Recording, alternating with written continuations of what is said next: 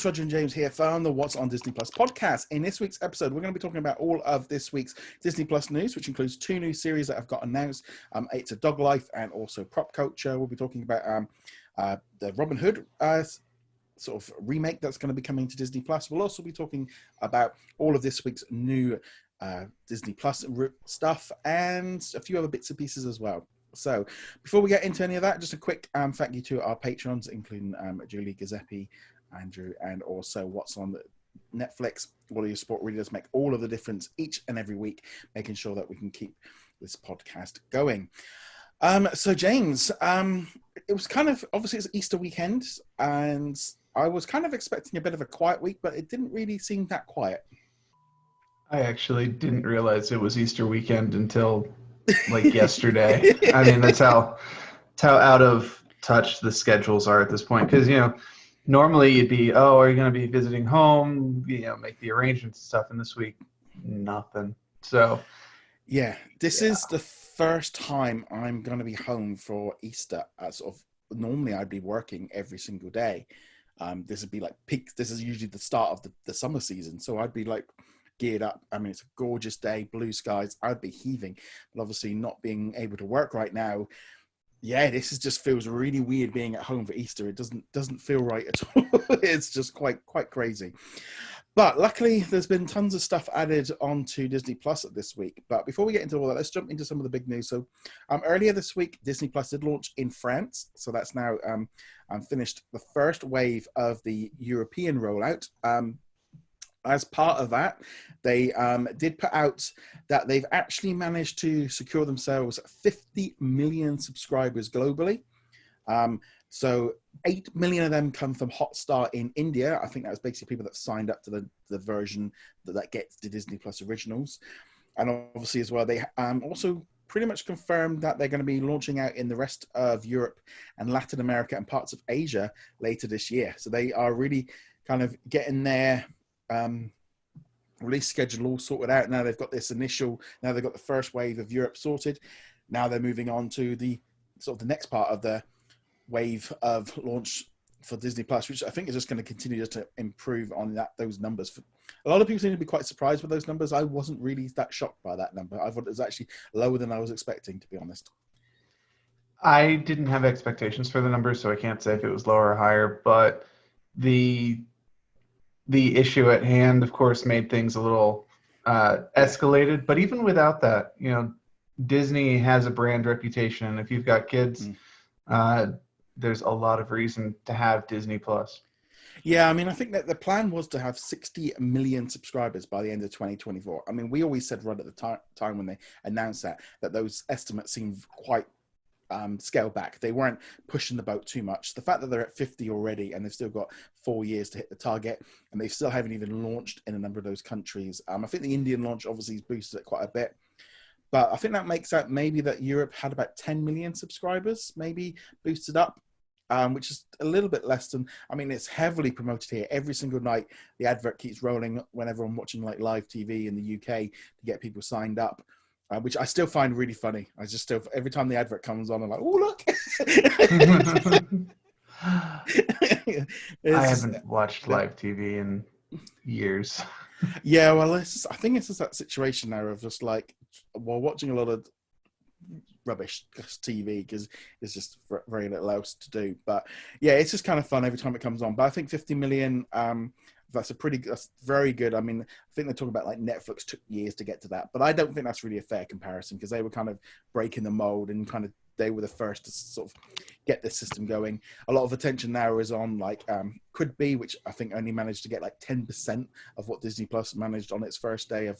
I don't think they even hit 1 million subscribers, which wasn't a huge surprise. HBO Max and also Peacock are set to launch in the coming weeks and months ahead, but all eyes are on them to see if they can replicate it. And I think Disney's in a very different situation because the price point is such a kind of thing that people will top up, and it's very much a family kind of thing. If you've got kids at home, and right now, so many people are at home, Disney Plus is a cheap streaming service to add to your package if you haven't got it. Yeah, absolutely. And a lot of people, if they are working, they're working from home, which, you need something to distract the kids while you're working. Otherwise, you will be the distraction. and be Yeah. distracted as a result. Yeah. And I was going to say, if you are at home and you are looking for stuff to do on Disney Plus for your kids, check out. There's a lot of useful information now Disney are putting out. National Geographic, they've launched something this week with like a home thing with full of packs for stuff to do from home. The Disney Nature stuff's there, all kind of interconnected with a load of documentaries. So they don't need to be watching, Frozen for the 1000th time. There is some stuff on there that they can do a little bit of learning on. But moving on from the kind of the launch and the milestones and all the rest of it, let's get into some good news about two new shows that got announced officially this week. So the first one that they announced was Prop Culture, which is going to be a brand new series coming to Disney Plus on May the 1st. And this one's going to consist of 8 episodes. And it's going to be looking at props from a number of different movies, including Pirates of the Caribbean, Curse of the Black Pearl, Mary Poppins, The Muppet Movie, Tron, and Who Framed Roger Rabbit. This one's been known for a while. It was originally known as Cinema Relics when it got announced last year. But now, actually, was it last year? Was it? No, yeah, it was last year they announced it. The interesting thing with this one was Entertainment Weekly put out that this one was coming on the first, and they said that all the episodes were coming at once. I'm like, well, that doesn't sound very Disney Plus-ish. They don't tend to do this. So I was questioning that a little bit. And then they put out an image on the official Twitter stating that all episodes streaming this date. And then finally, eventually, the press release went out about the series. And I was like, wow, okay, a new series, and they're dropping the whole lot on one day. That is very un-Disney Plus-like. Yeah, it's definitely a change in direction. We'll see if maybe they're testing out this to see if it doesn't impact engagement the way they think it will. I still wouldn't expect this to be the new normal, though. Yeah, because I'm kind of wondering why they've done it with this one. Is it because they've got like maybe the faith in it isn't much, and therefore they don't want it? It's like they go, no, maybe it's not quite working, or maybe they're thinking, actually, no, this is where adults are going to binge it. I don't know. It's very strange because it's like with the UK launch, they kind of did this with the Encore and The World According to Jeff Goldblum. They were all available where everything else is dropped weekly. So maybe they're doing a little bit of testing to see how this goes. How it goes out. Personally, at the minute, with the amount of shows we've got coming and all the delays, I was really just surprised that they were going with this big drop, all 8 episodes, because that would have been the whole of May and June with extra episodes on Fridays. Yeah, I'm wondering if it's maybe pressure from viewers or subscribers, because we've certainly seen them drop shows, movies that they didn't apparently have a lot of confidence in, but they still did it over a multi-week. But I could definitely see, like, if you were going to watch Jeff Goldblum, it would be one of the ones that might drop off a little bit, because it dropped off for both of us, but we were all, that was at launch, so we were watching a bunch of stuff. Whereas, if you get into the binge mode, you just leave it running and go and increase engagement. Yeah, I mean, for me, it's really going to come down to what they're adding each week, because obviously they're doing the weekly drop, but if they can spread out the library content a bit more and start dropping a season or something like that, then that would kind of counterbalance what they're doing. It does seem that most weeks they seem to be trying to get out.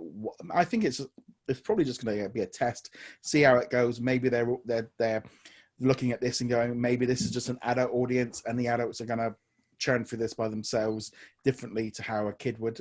I don't know. It just maybe they're going with like not drama, and I don't know. Very strange to see them doing this, because at the same time, they also announced It's a Dog Life with Bill Farmer. He's the voice behind Pluto and Goofy in the latest sort of series and stuff.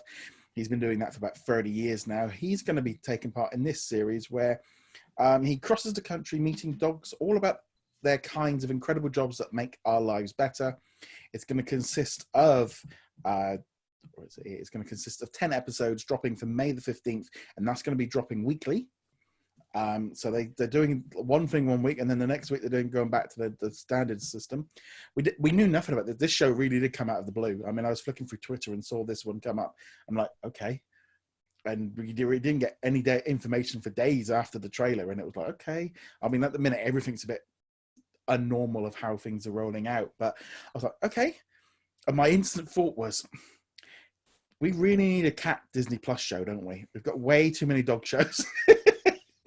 I mean, you can never have enough dogs, honestly. It's easy shooting, though, isn't it? It's like, and I've got to be honest, I'm like, yeah, okay, you got cute dogs and puppies, that's fine, I'll watch it. I have no problem with that. I mean, I certainly would have no problem with cats. for obvious reasons. Yeah. Honestly, just about any animal. Yeah. To be fair, the thing that caught me on this one wasn't that it's dogs or cats or dolphins or elephants or whatever. It was that it's the voice actor for Goofy. Yeah. Because even into the 2020s, you don't really see the people behind the voices of Mickey or Donald or Goofy or the iconic Disney characters, and to have one of those voice actors popping out and doing an on-screen visual, like, wow, that's that was unexpected. Yeah, they tend to kind of hide them all away, like they doesn't exist, like they're not actually, it's just magic. Yeah, I remember when the actress that does Minnie died, and you're like going, in all honesty, I'd never heard of her. And and it was that kind of thing of how many people were in the same boat. Obviously, I know some diehard Disney fans know every single person and follow them all, but I think for the vast majority of us, you just don't really associate. And also, sometimes the characters have been around so long that the voices are all saying the same. You don't necessarily. It's not like somebody's playing the same character, isn't it? So you wouldn't necessarily know much of a difference between Goofy now and the Goofy from the 1930s short.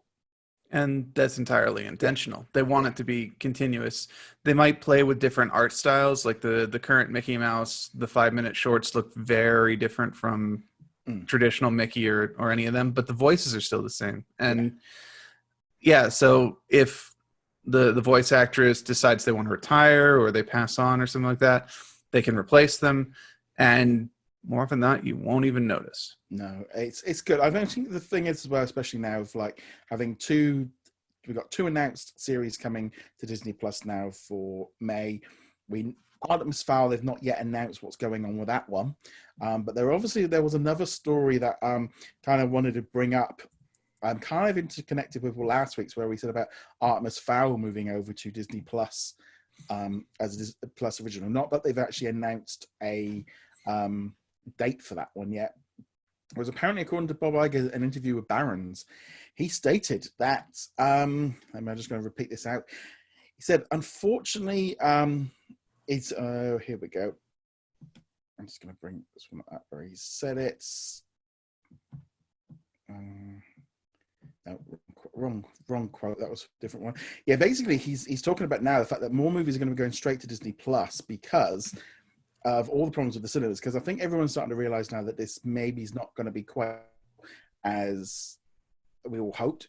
I mean, I know one of the front pages of the newspaper today was talking about the idea that a year before we actually sort of get out of this. So because of this, Disney is starting to plan for the idea that this stuff might not necessarily be coming to cinemas. He said that other movies might be going. I'm just going to bring up the article here. Unfortunately, the internet went a little bit funny then. But here we go. Yep. You can hear me okay?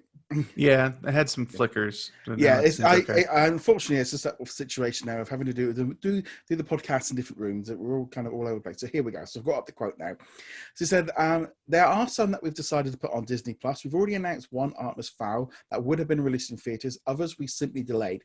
In some cases, we've moved things onto Disney Plus faster than we would have. Frozen 2 was one of them, but Onward would be the biggest example. It was in theaters when this happened. We moved to a pay-per-view period for a couple of weeks where people could buy it and own it, and then we ended up putting it on Disney Plus. In terms of movies going ahead after Artemis, there may be a few more that we end up putting directly onto Disney Plus, but for the most part, a lot of the big tempo films, we will simply wait for slots. And in some cases, we've announced new ones already, but later on the calendar. Now, first off was New Mutants, whether or not they can do anything with New Mutants. I think that one has to be the first one that comes to mind. Obviously, with that one, a lot of the things come around about the idea that possibly 20th Century Studios movies might not be allowed onto it. But if they never go to cinemas, does that mean they ever had an issue? We have no idea, honestly. No. And if New Mutants never materialized, I don't think a lot of people would even notice, except as a point of trivia at some point. And it might be that thing where you're like, oh yeah, that movie never materialized. I wonder what happened to it. And then you forget about it 10 seconds later. Yeah, I think the thing is with New Mutants is if it never goes to cinema, then it was never actually then a proper theatre release. So therefore, there is that thing, and the reason why it got whipped off this release schedule. It would make sense now that if they can do that and just turn around and go, well, actually, we've changed our mind. It's no longer the contract states that it has to go through the cinema system. If it goes straight to streaming, it doesn't count. Who knows? Because 20th Century are making movies and stuff for Disney Plus, things like the Home Alone movies and things like that they're working on right now. So that one there was another one that instantly came to mind, and the fact that it was missing from the release schedule. But moving on from there, we've got in June we're supposed to have Soul. That one's supposed to be hitting cinemas in June, which is the next Pixar movie. And then after that, it's Mulan. And then after that one is the one and only Ivan, that we have heard nothing about this movie at all. Not one thing. The name just makes me think of the Timmy Green movie that I think actually just dropped on Disney Plus not that long ago either. Oh yeah, in the US, it's apparent. It's like I think it's got gorillas or something in it, and Angelina Jolie is either in it or a voice of it.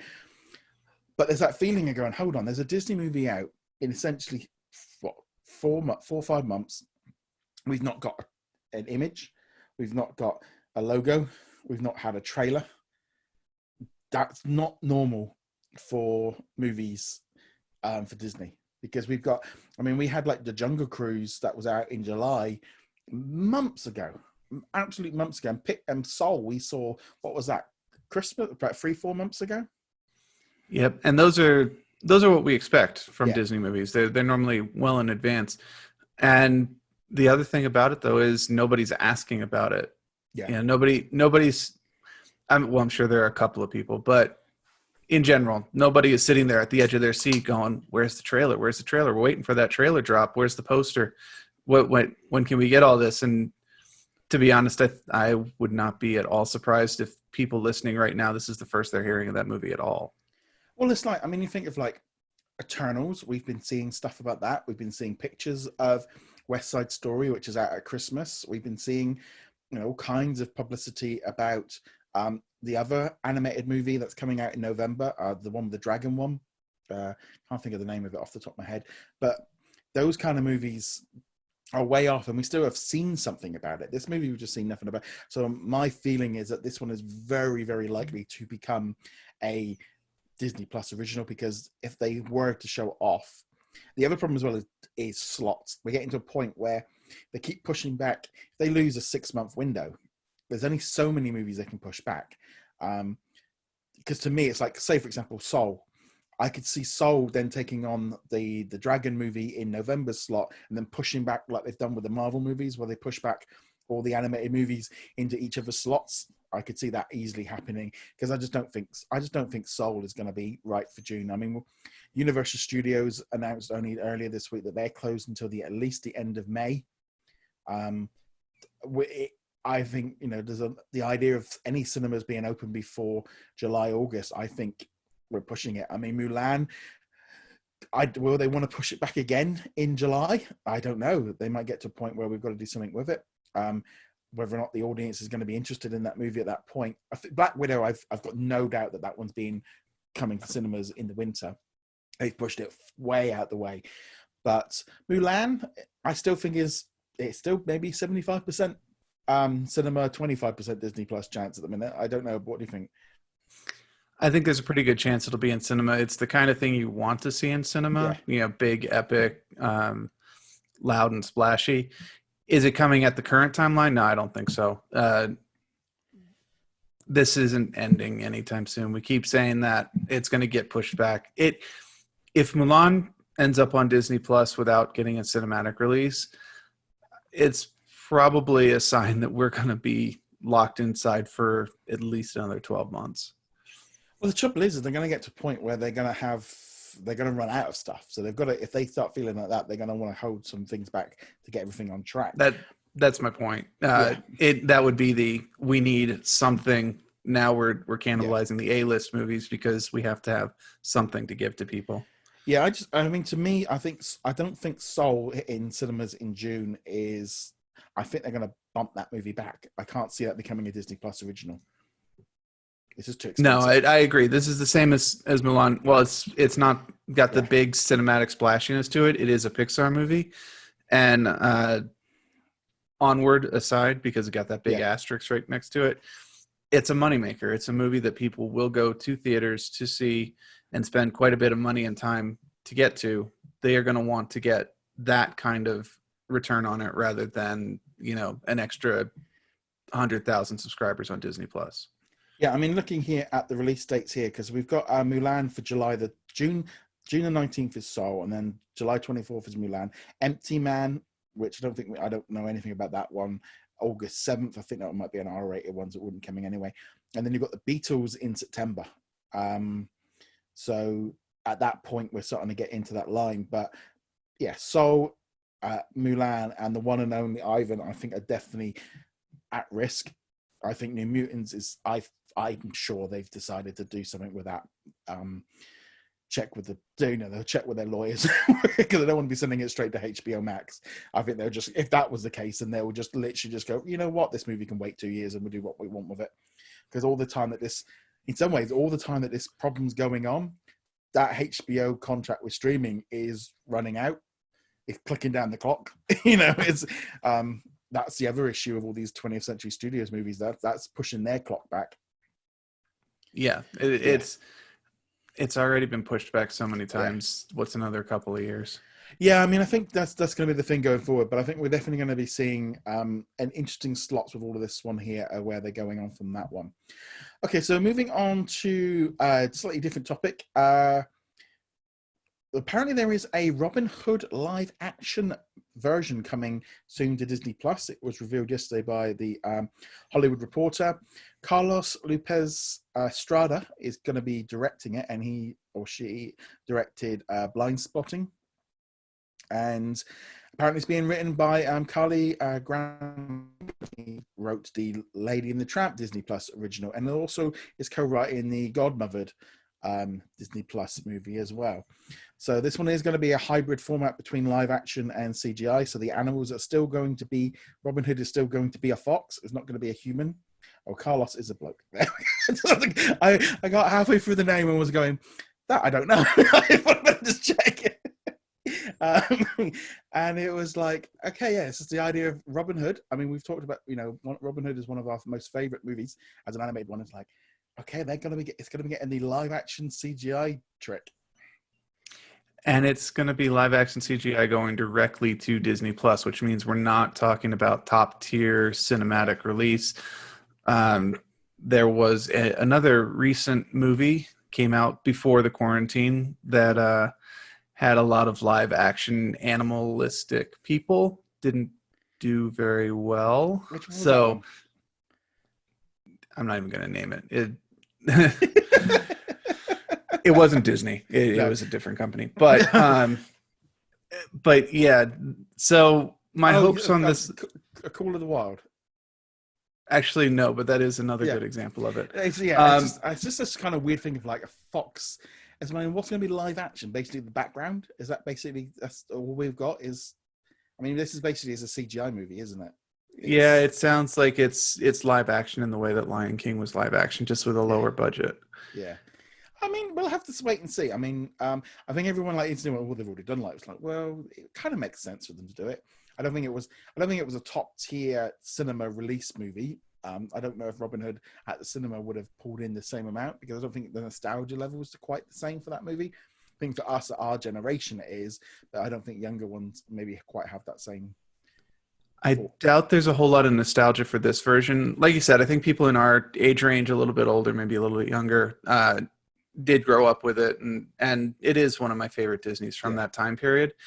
But it's not just that. Robin Hood as a product has been so overused over the years that I think people are a little bit tired of Robin Hood movies. I mean, just in recent memory, we had the one from 2 years ago with Jamie Foxx and the kid from The Kingsman. We had Russell Crowe before that. We had, Kevin Costner. There were television shows. There've been anytime, whether you put Disney in front of it or not, sitting there and going, "Oh, we've got another Robin Hood movie." I'm kind of like, let it rest a little bit. Let it, let it sleep. Robin and Maid Marian can have, their little kids off over there. The sheriff of Nottingham can be in jail or wherever he's at. We don't need this right now. The only other thing I did think of, this might be a very good movie along the lines of, yes, you guys start making it now because you can start doing all your work from home. That was the other thing I did think of going, maybe they are greenlighting a lot of animated and stuff that can be done start working on the animatronics and how it all works and how put that all together. And then they can work and they can get people doing voiceovers from home. And, these are kind of movies they can still churn out. It's not as easy, but it's a lot easier to do an animated movie in some ways than anything else. So I think that could be one of the things that's going forward with Disney Plus for that. And I'd be perfectly fine with seeing an increase in animated movies, especially if they went back to older techniques, because they're not going to have direct access to a lot of the technology that they use nowadays. Yeah. Because I know that a lot of people just picture it. They're on their home PC, using maybe a tablet to draw, and that's really about it. That's not at all what modern digital filmmaking is like. But it is something that they can use to at least get started on, and then get the proper equipment when everything kind of settles down. Well, it's that kind of thing, isn't it? I mean, they can get a lot of the pre-production done. I mean, I know at the minute there's a lot of talk, there's a lot of meetings going on. Lots of things being decided. I think there's just this past week, all the writers and all the people in charge of the Lizzie McGuire, they've all been getting together and sorting out the writing issues.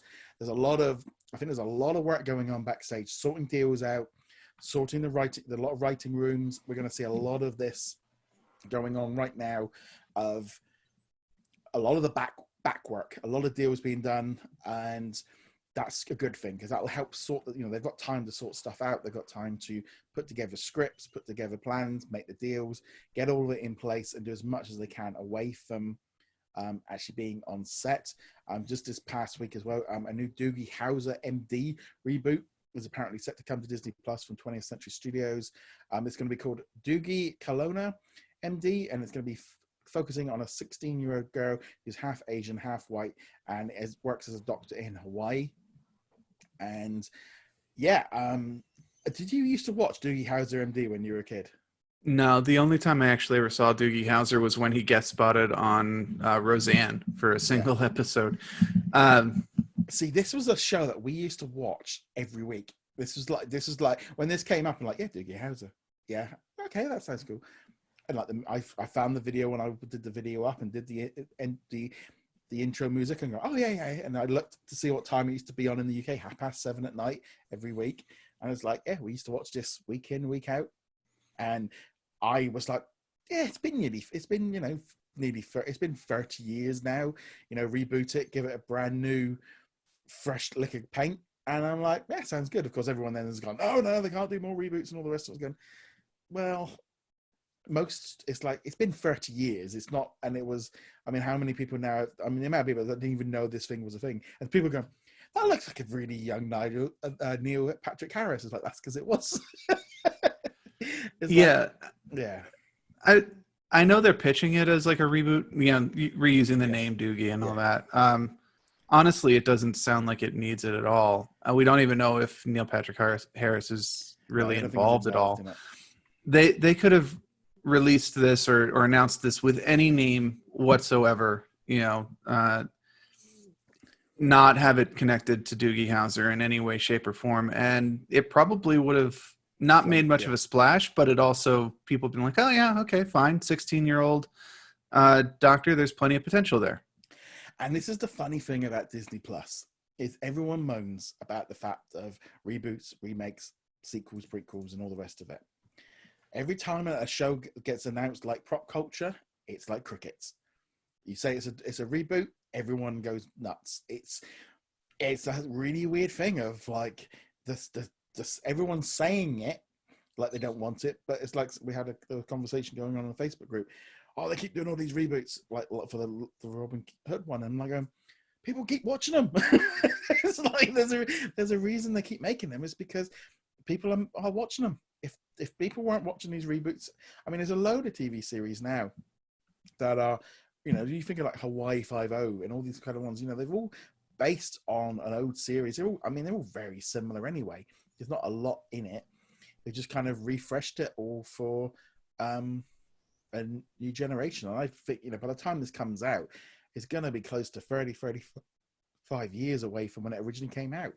No one, you know, they're not after me. They're after the next, you know, the kids watching it now.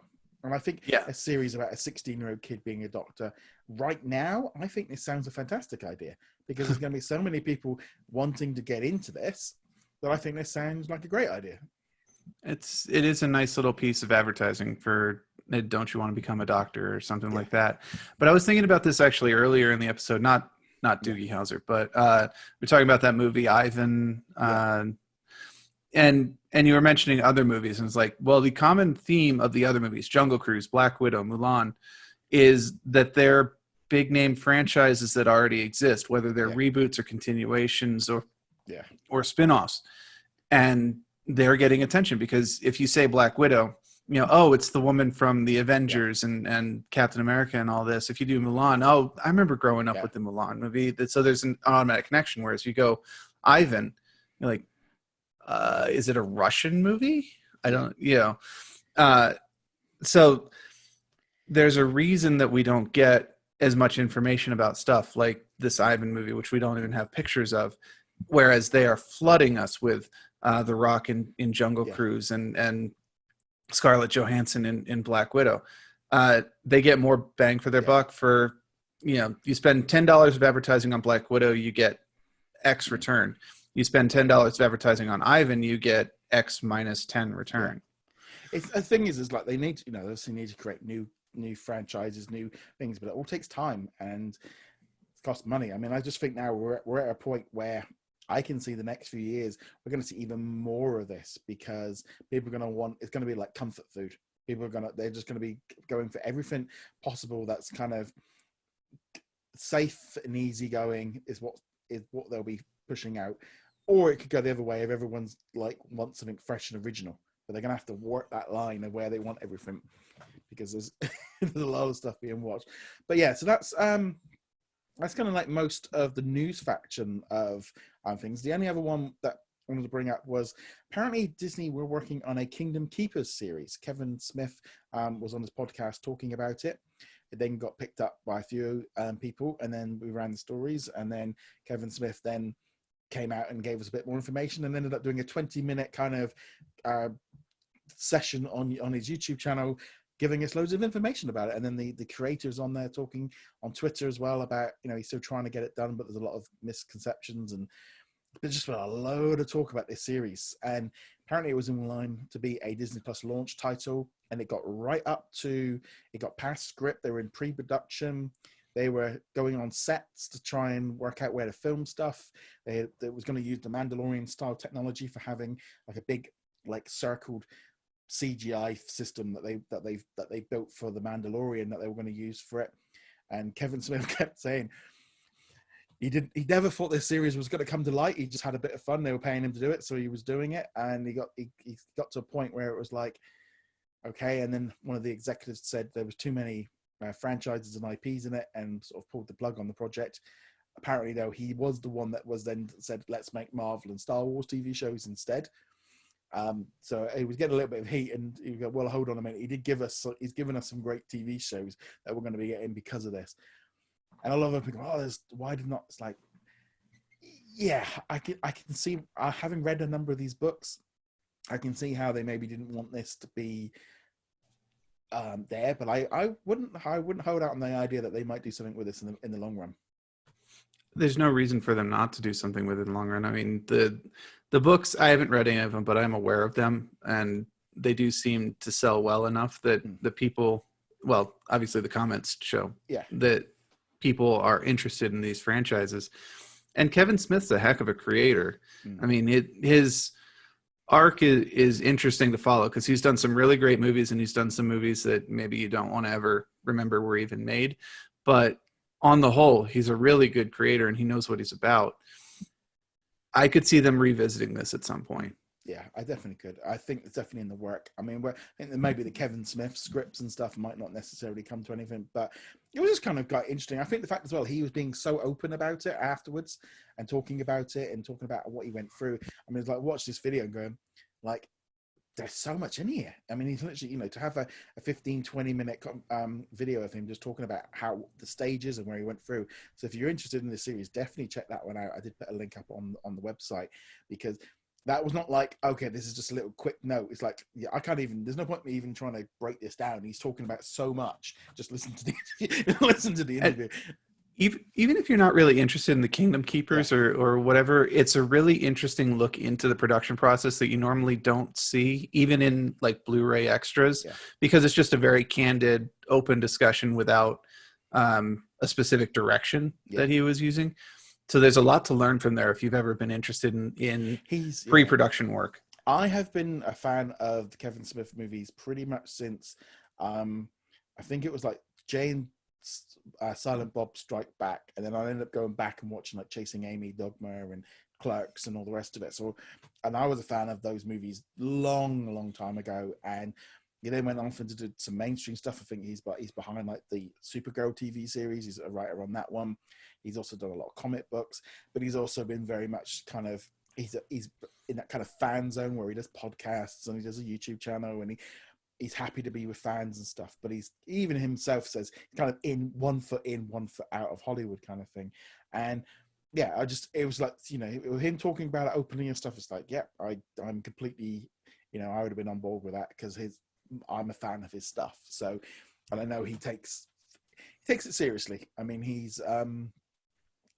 likes fandoms and all the rest of it, and he did completely rewrite it. He said if you like the books, he said he kind of completely changed what they were doing, but that's just what writer would do. But just nice to see a lot, obviously, as well, people going, oh, they've cancelled something else. It's like, well, there's a reason why things get cancelled, and things don't always get cancelled and stay cancelled. Frozen was worked on originally by Walt Disney years, about 50, 60 years ago. They were working on Frozen.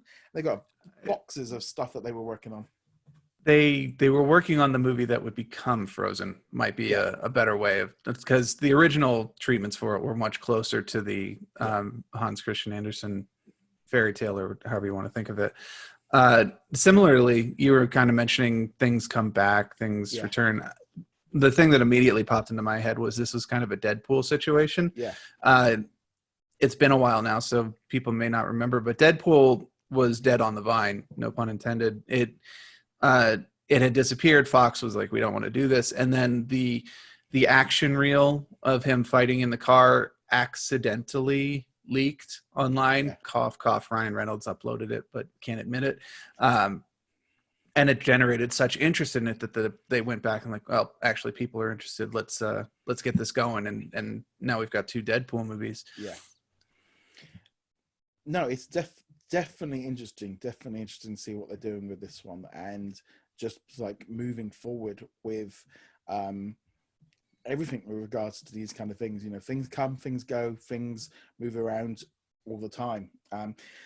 But nevertheless, let's move away now and just jump into some of the things that have been arrived on Disney Plus this week. It was a bit of a busy week, really. First off, we had, and a bit of a surprise one, was Maggie Simpson's Playdate with Destiny dropped onto Disney Plus on Friday. We also had a celebration of music of Coco, which also had new episodes of The Clone Wars, a new episode of Disney Insider, which I wasn't expecting, Pixar in Real Life, Shop Class, and also BR Chef. So we had the standard stuff. Also some stuff from the library, including the 5th season of Running Wild with Bear Grylls. The reason you're not going to get the other 4 seasons, they weren't made by National Geographic. This was kind of thing that National Geographic picked up. Life Below Zero season 14, Paradise Islands, and Tut's Treasures, Hidden Secrets, and Playtime with Puppy Tales. And then internationally, there was a number of the Night at the Museum movies dropped all over the place, like Eddie the Eagle as well was Canada and Australia, etc. Edward Scissorhands dropped around the world except for the US, and a few other series and stuff. So there's been quite a bit of pieces dropping internationally, which is nice to see. And it's kind of quite funny as well, because I feel like the international ones are getting much more grounded out things like Night at the Museum, Edward Scissorhand, Eddie the Eagle. You know, it's like, oh, okay, these are proper movies. These aren't children's ones. These are proper, you know, family friendly movies that help fill out that Disney Plus thing. But what have you been watching out of all the ones that we've said there? So I checked out the Maggie short. I mean, it's 5 minutes long. Who cares? Yeah.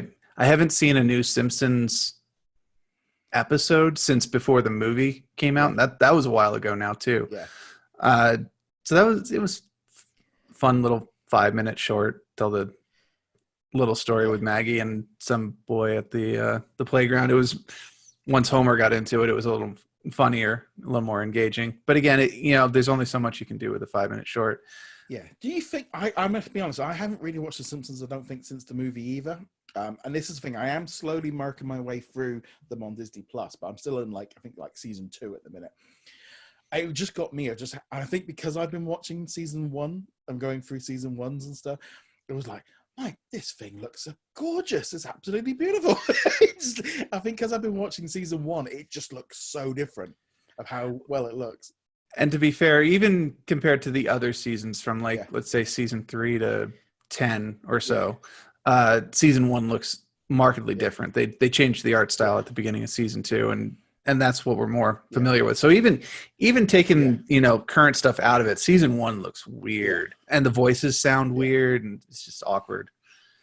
But yeah, I did think it looked good. I think this is great. I think we're going to see a lot more of this from Disney, and I also think this gets around the Fox contract for getting it onto the Fox channel, and also just love the fact that it became a Disney Plus original. It's got the Disney Plus original at the beginning, and I think we're going to see a lot more of this. I think they're going to use The Simpsons for shorts quite a bit to kind of boost, because I think that's an easy thing for them. And I actually think it fits Simpsons quite nicely. That sort of 5 to 10 minute sit down thing. I think that's going to work very nicely for The Simpsons. It does, especially since The Simpsons traditionally have been kind of a 2-skit show, just without the immediate marker, because there's normally 2 plots, one at the beginning and one at the end, and they kind of interweave, but they're still separate. So this is really just a plot from an episode without all the other plots from the episode getting in the way. I will say, though, I think the funniest gag was right at the beginning when they had the Mickey Mouse ears, and then it was Homer with 2 donuts over his head. I think, again, they took it straight on the chin, didn't they? It's like, right, this is a Disney-made one. I really enjoyed it. I'm glad it's on Disney Plus, because it was in front of Onward. Yeah, I can't really say any more on this one. I thought that was great. What about the Coco special? Did you watch that one? I did watch the Coco special. I enjoyed it quite a bit. It's just a fun little concert. I kind of wish they hadn't broken it up with the brief interviews. I understand why they did. And they weren't long. They were less than a minute each. But I would have preferred kind of just let the flow of the music go and just pop from song to song or piece to piece. But overall, it was a great. Yeah, it was funny actually, because I was there going, and I was like watching it, and I put it on, and I'm going, okay, this is really good.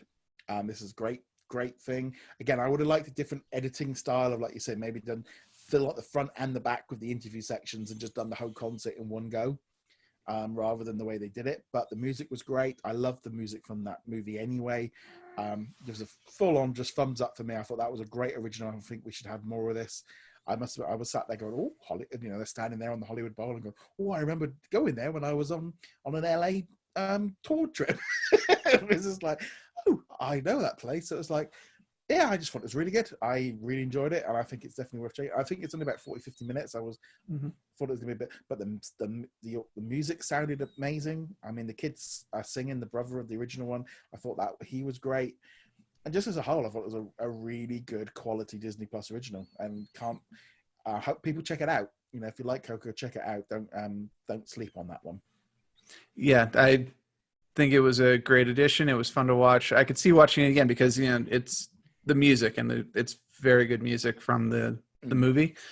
I would love to see more things like this, or even kind of take Frozen from the Hyperion over at Disneyland, do a recorded version of that and throw it on Disney Plus, or some of the musicals from Broadway, even if you can't show like the entire thing, maybe clips and pieces. And also as well, just do these as kind of like cheap, easy entertainment for Disney Plus, because ultimately if you're selling the tickets, you should probably be able to, I would imagine, cover the majority of the costs by selling the tickets for the venue anyway, and then put it on. I just think these are great. I would love to see more of this. Moving on from there, I've been keeping up with Star Wars: The Clone Wars. Have you been watching all of them? Yep, I watch them each week. I have to admit, I'm more excited for the story that we've got coming starting next week. If assuming there's not a filler episode in between, the last arc with Ahsoka. It's great to see Ahsoka again in her Clone Wars form, but that arc was not particularly good. It was a bit. It didn't need those 2 middle episodes, did it? It could have just. It felt like it could have just jumped from like episode 5 to episode 8, and it would have been fine. Yeah, that was exactly what I was thinking. I think maybe not 5 to 8, but definitely not this past week's, but the week before's episode. They were literally in the same position at the beginning as they were at the end, and like you accomplished absolutely nothing in this episode except to introduce that Bo-Katan, the Mandalorian woman, was there, and that was it. And it's like there was nothing in this episode. Yeah, the thing is with us, it was one of those shows in the UK up till they've been dropping 2 episodes a week since it launched. And so this week they launched the episode 7 and 8. So now we're completely up to date. So it was kind of like I've been watching them in bulk because it was a little bit on the lines of, I could watch them like the old way I was watching it, but it's like it was just like I can wait. These aren't really that kind of jumping to me that I need to bother and fiff and faff around a bit. So I'm just glad that we're all up to date now with the Clone Wars. I'm looking forward to the next 4 episodes. That's it. That's all we're getting for this, and that's the end of this show. And it's obviously going to include the Mandalorians and the Siege of Mandalore, and it was just it's this whole thing of now like we're gonna find out what she's been up to and finished Ahsoka's thing, and then like the last 4 episodes have been like nothing. Who are these other 2 new characters that they introduced are just not particularly interesting. Their constant bickering, I was like, just please be quiet, get on with the plot. But moving forward, it has been nice to see them kind of throwing references to things that would not have been in the Clone Wars originally, like even small things. There were some Loth cats from Rebels in one of the first Ahsoka episodes, and they got to play into Darth Maul being part of Crimson Dawn a bit more. That had already been established in the comics, but most people won't have read that. So to have that and go, oh yeah, Crimson Dawn, I remember that from Solo and stuff. That was nice. Yeah, it's definitely it's the thing is the Clone Wars it's not quite got that same thing for me as like the Mandalorian where I'd watch it the minute it uploaded. That would be This is more of like I'll get around to it over the weekend. It was like so I've definitely been enjoying it. I'll be honest, Shop Class and Be Our Chef, I've not watched any of them for a couple of weeks. I've been watching Shop Class, but I have to admit that I am basically starting it up, finding out what the challenge is, and then immediately jumping to the last third of it. Yeah. And that's worked out just fine for me. Where the last one I watched, they dropped a big boulder on top of the table. Yeah, I remember that one.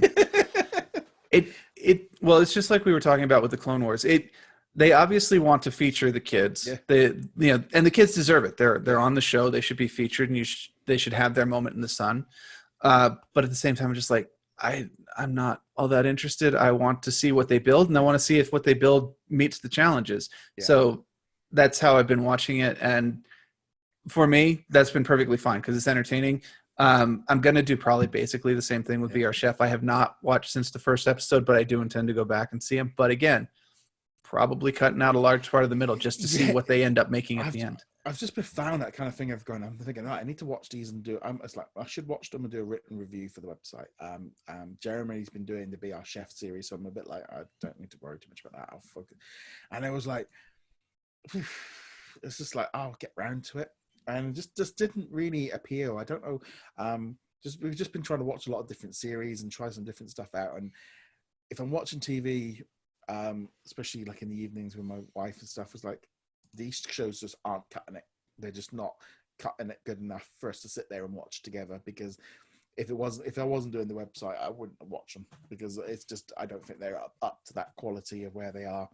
There is, however, I did watch the first episode of Bear Grylls, Running Wild, where he was in Alaska with, in Iceland with Rob some comedian that has been in a few movies that I didn't recognize, and I'll be honest, he didn't really say a lot. They kept saying about how funny he is and how talkative he is, and I'm going, is this the same plank of wood that you've got on the screen? It was just like he's like, he's not reading it. It was like, he's so funny, and he talks all the time, and he brings up people's. It's like he seems like a plank of wood, to be honest, mate. I wonder if they. It's interesting. I wonder if they put them in a different order for you, because the first episode of Bear Grylls on the American Disney Plus is with Brie Larson from Captain Marvel. So I have no idea who you're talking about, because I have not seen that. I watched Brie Larson and Joel McHale, who is big on Netflix right now. Yeah, let me just have a look. Who it was Rob. I'm just trying to think of who it was. It's not Rob Schneider, right? No, it was. I'm just bringing it up here now. The first episode I went into. Oh, Rob Riggle. Yeah, that's it. Yeah. Okay, that's the fourth episode. I've got it up on my screen right now here in the States. Yeah, because this is a series that I wanted to watch, because obviously you got Batista in there, Brie Larson, and also Channing Tatum, and you've also got the guy that did the free solo. So it was funny, because I just put this one on, and my wife was like, going, Disney Plus show, and she goes, I said this is a proper show, give it a chance, and she was like, okay, that's fine. So we carried on with that series. So that'll be one that we are going to flick through. I'm really enjoying that one. That one's going to be one I am going to watch the whole series. That was definitely a highlight of this week, was running. I want to get into Life Below Zero. There's so many series, and you would think with having this much time on my hands right now of what I'd be watching, and I've kind of making this thing really of trying not to watch too much TV during the day. I'm trying to do other stuff, because I feel like I don't want to sit. But there's so many TV series. I feel like, I could watch this and binge that. I'm going, I can't sit. I haven't got it in me. Like, I went out for like a 2-hour walk today, because I'm just like, I can't sit there and just watch TV. We did watch Peter Rabbit this morning, and that was so funny. And that's not a Disney movie, but it's a great Easter movie for anyone that hasn't seen it. I was laughing throughout. Definitely. So that's a bit of a Sony movie to suggest, but I know it's not normal, but I watched that this morning and I thought that was so funny. I haven't seen it yet, but that and the Paddington movies, both of them. Good as well. I haven't seen either of them. Yeah. I kind of they're both very high on the list. Both Peter Rabbit and Paddington. I haven't gotten around to it. This might be a good weekend for me. I didn't realize it was Easter until yesterday, so maybe I'll track at least one of those down. Yeah, I mean, there's so many. I think the reason why I've just realized now, the thing was the Bear Grylls shows was on Now TV over here, so I watched it on that, because it was like, well, I've got access to it now, so I might as well watch it. So they might have had a different running order. That might be. I just realized it. I'm going, why was it out of order? And I didn't need to. Because for some reason with the National Geographic ones here, they're most of them seasons like Life Below and stuff are all on like Sky's Now TV, but I think they're only going to be on there for about a month. So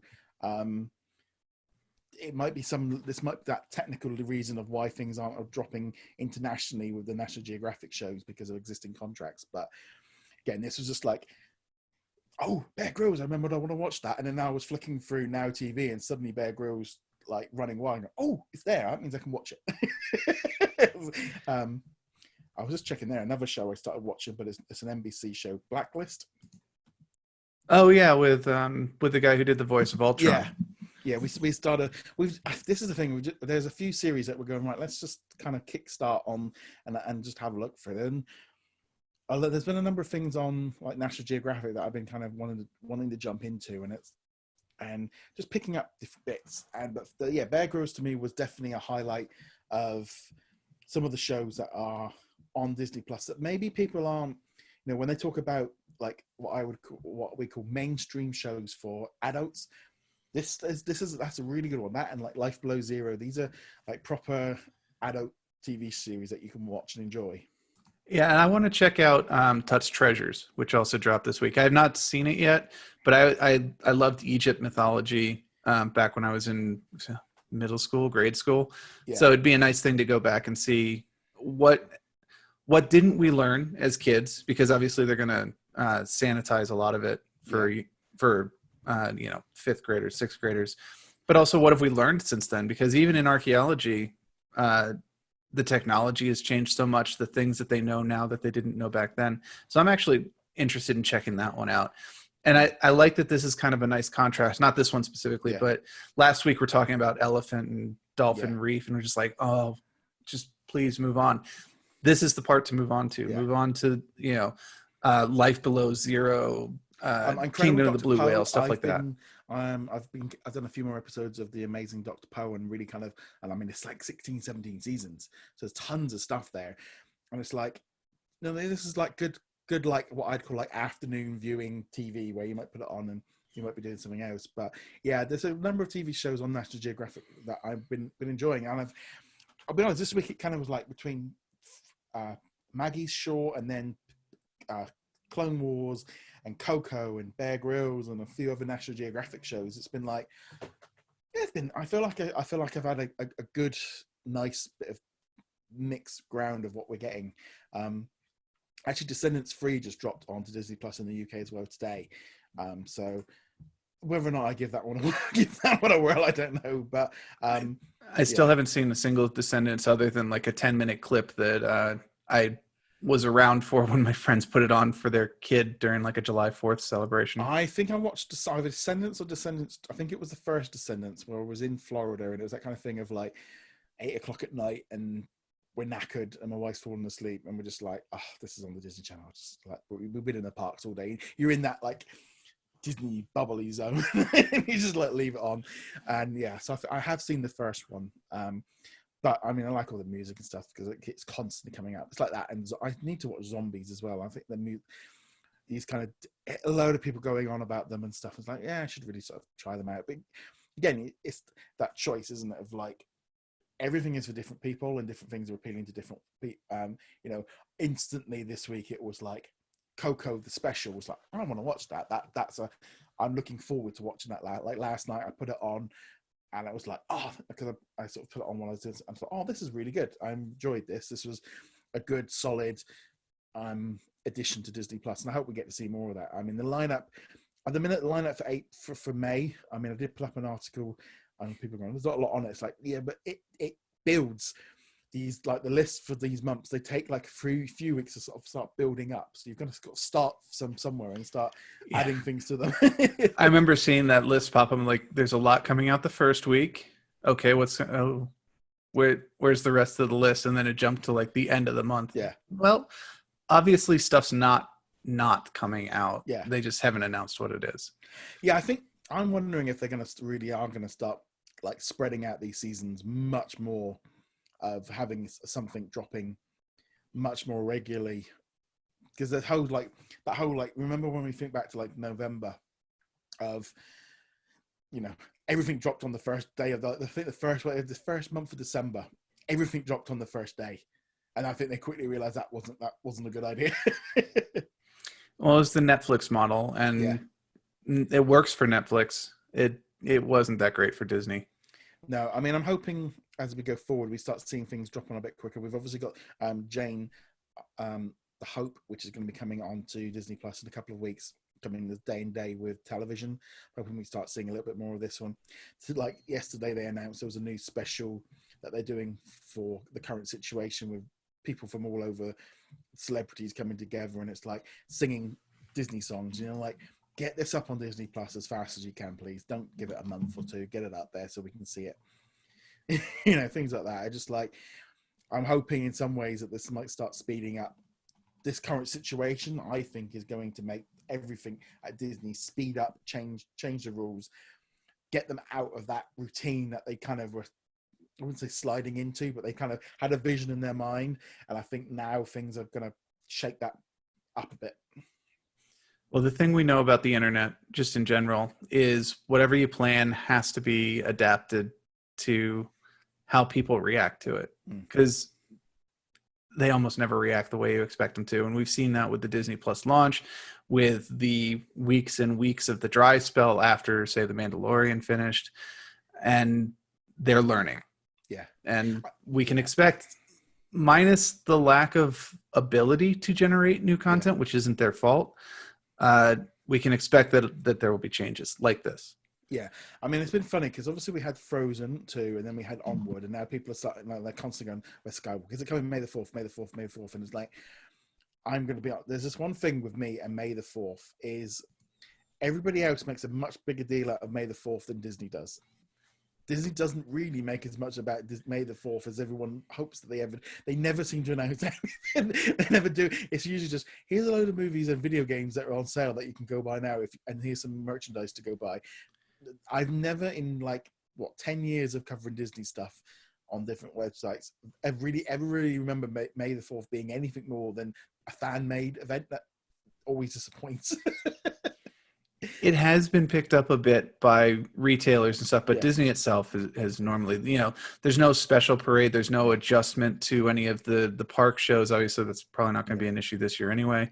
But yeah, they might have a little bit of merchandise. They'll have a little pin that'll say May the 4th, and that's like the big release for them. But yeah, normally it's why don't you go buy Star Wars Battlefront 2? It's 50% off. And okay. Yeah, I mean, I know there's a lot of people getting their hopes up for May the 4th for Rise of Skywalker, and it's like, I like it to be true. I'd love it to be true, but we don't yet know, and who knows? But as I keep saying to people constantly when they're asking about it, it's 6 to 8 months from cinema release, which means that if Frozen 2 was supposed to be hitting in July, that means then that Rise of Skywalker would have been August. So just put that into respect of where I know everyone wants to watch everything now, but this is going to be a long game. We're locked in for a few more months at least yet. So they've got to spread this out. I've still got Maleficent 2 yet. And Artemis Fowl and whatever else they're doing, but I know a lot of expectations over May the 4th for Rise of Skywalker, and I just hold on. So what they should do on May the 4th, rather than Rise of Skywalker, is they should drop the Christmas special. Ewoks, the droids, the Christmas special, and the original Clone Wars animated show, the hand-drawn one, which will never come to Disney Plus because I think the rights are in some sort of special limbo right now. Yeah, I mean, I think the trouble is it's come down to quality. I mean, I definitely think if they could drop the Ewoks movies, they would be fun, because I remember having them I remember recording them off television onto VHS. I think I would rather remember my happier viewings of Ewoks rather than I don't think I want to ruin my memories of them, because I just know that they were not nearly as good as I thought they were back in the day. It's funny though, because I mean, it's like this whole thing of having Disney Plus. We were going through and doing a bit of tidying up. My wife got all the DVDs. I would say all the newer ones that I've had since because we're currently in temporary where we're living. It's temporary for 2 years, and it's like we picked up all the DVDs and put them in a box. And I said, she goes, do what? It's like, well, they're all on Disney Plus, so there's no need for them to be there. We might as well put them in a box. It was just like, and obviously people going, oh, they've taken it. It's like, yeah, they're all there. All the Star Wars movies are there if I want to watch them. I watched them all before Rise of the Skywalker. I watched that recently as well when it came out on DVD. I'm like, yeah, I don't need them next to the television. It's collecting dust. I haven't seen Rise of Skywalker since it first came out, and I have to admit I'm not particularly keen on going back through it. I would rather watch Rogue One again, or go back and watch the original trilogy, or The Mandalorian. I'll just rewatch The Mandalorian over that. You see, it was that bad last night. They put Indiana Jones on BBC One. This is how bad the television, how little they've got left to show. They put it on at 7:00 live on prime time on a Friday night.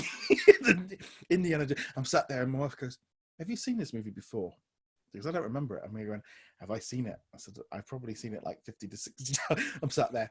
I sat for the entire Indiana Jones movies on TV, and I'm going, mainstream television on a Friday night at Easter. This wouldn't have. You can tell that they are grabbing movies to fill up television. I think ESPN is showing a load of Disney sports movies to fill up their slots. That and historical games, important playoff games, or I'm pretty sure I saw the 1980 USA versus USSR hockey game, the one that Miracle was based on, stuff like that. But there are no professional sports. They have to do whatever they can. Did you hear as well? Disney apparently forced the UFC to actually stop, because they wanted to carry on. They were going to do their fights on ESPN Plus from some I think Native American reserve, because it got around the lockdown rules, and basically Disney turned around and was like, yeah, no, we're not broadcasting it. You need to shut it down. I mean, that's how much Disney are taking, they're even stopping sports taking place on ESPN Plus because they didn't want to do it. And also, as well, I heard there's reports now that obviously the big networks are starting to look to their streaming platforms, because there's the idea that maybe ABC this fall might need to actually raid the Disney Plus Originals lineup to actually fill out its fall season, because they won't have enough shows. So I think we could very easily see Encore and The Mandalorian dropping onto ABC over the winter to help fill out the slots, because they've not got anything filmed. I would be surprised if The Mandalorian did, especially since the runtime on each episode is so weird. Like, some of them are 40 minutes, some of them are 20 minutes, and there's only 8 of them. So you're not going to get too much long-term content out of that. But I could see a lot of the shows like Shop Class would be perfect. Yeah, exactly. Or all these shows popping onto ABC wouldn't surprise me in the slightest. It's either that or they turn it into Nick at Night, where they run a whole bunch of old classic television.